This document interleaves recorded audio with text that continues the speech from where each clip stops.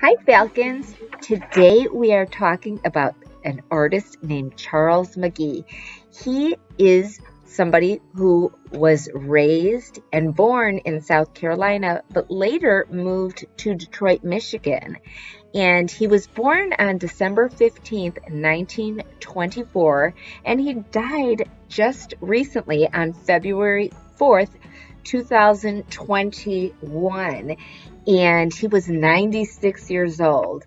And he's known for his paintings and sculptures. Many of them were done in just black and white. So we only used black and white.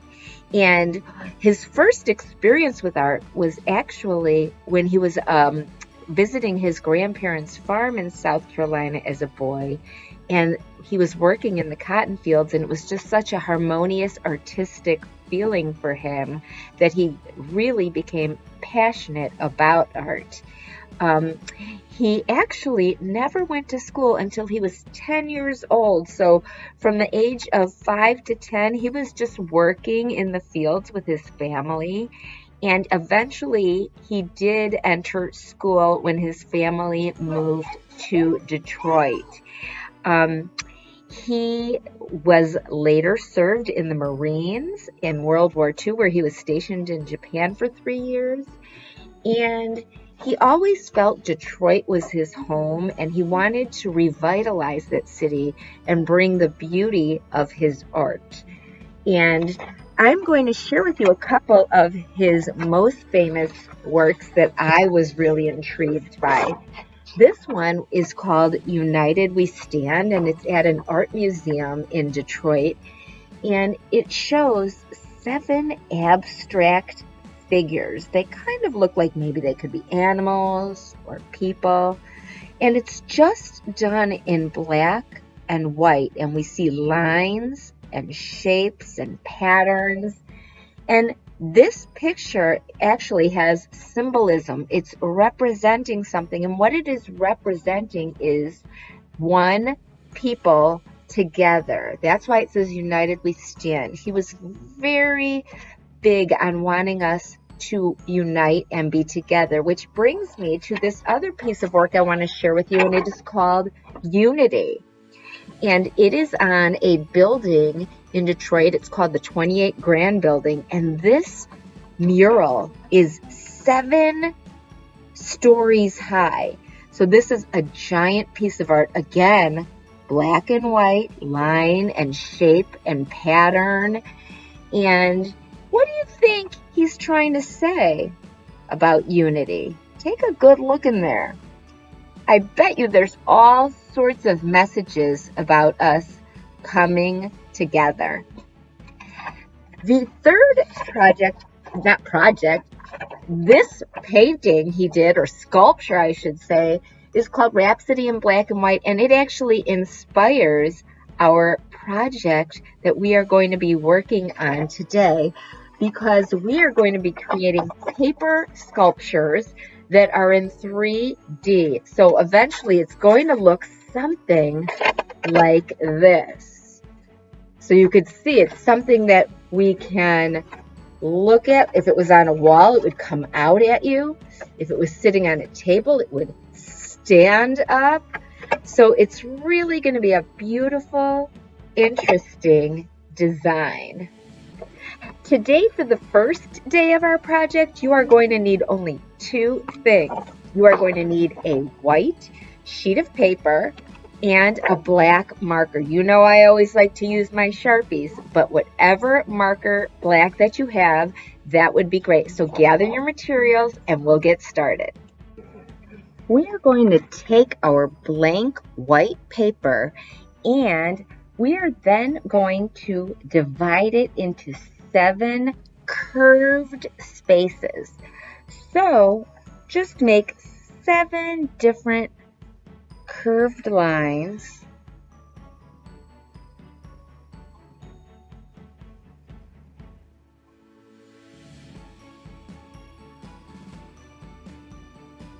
And then in each section, we are going to fill it in with a repeated design. It can be a line design or just a pattern. And each space is going to have a different pattern or design.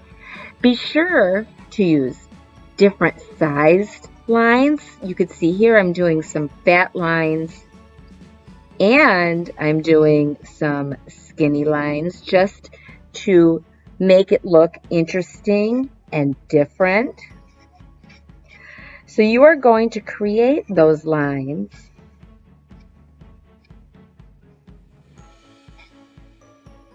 different in each section. So here I did some half fat circles surrounded by some skinny ones.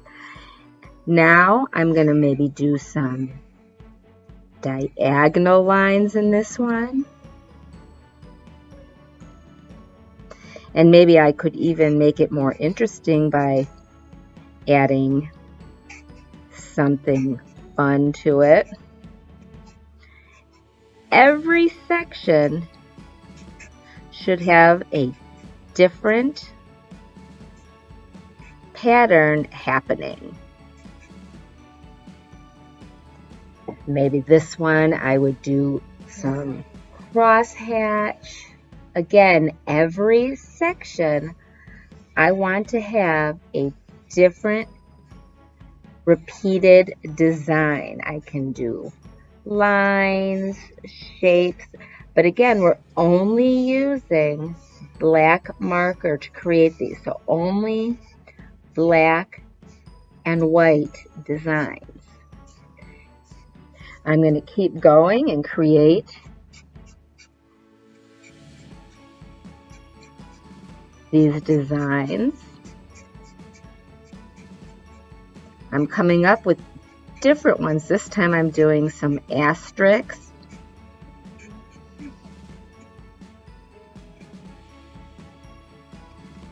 This one, maybe I will do some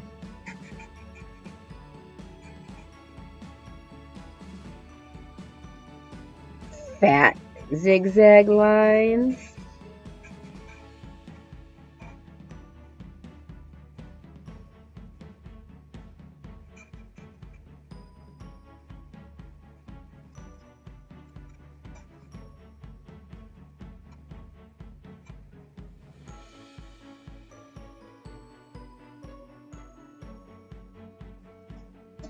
And as you can see, I'm not getting this done in like lickety split. It's gonna take some time. So that is why this is all we're going to do today. We're going to take that paper and create that really interesting, detailed designs in each section.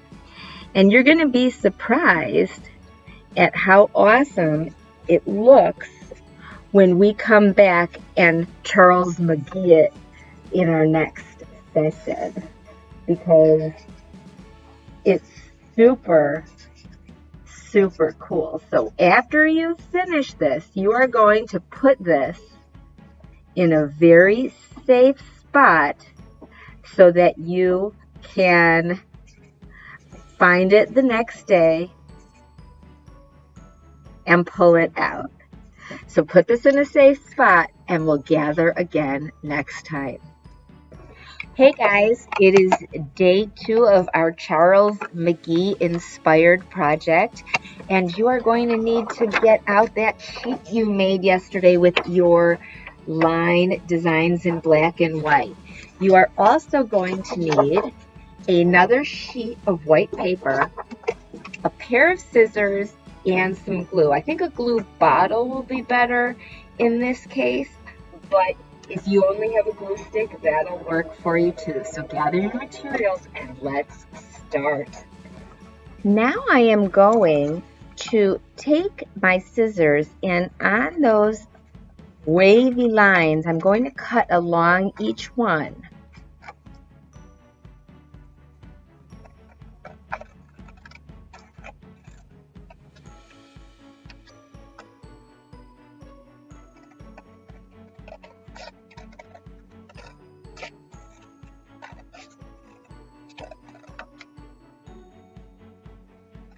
So here I am cutting.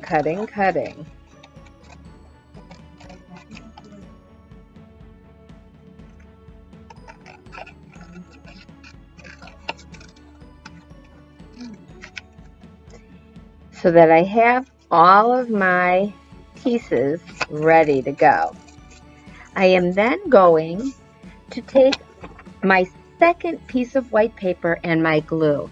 And this is where I get to have some fun. I am going to create designs using my pieces. So maybe I'll fold the edges and put a little glue on there. A little bit of glue, just a dab. We don't want it to be goopy. We're going to push it down and hold it so it stays. And then put it on the other side. And I'm going to make it stand up, just like that. You see how I did that? You can see the space through it. I'm going to take a second piece, and if I want to, there's all kinds of interesting ways I can overlap these pieces. I could even make them swirl. You put the paper down any way you want to create a design. You're going to continue to do this with all of your pieces to create your own really interesting piece of art.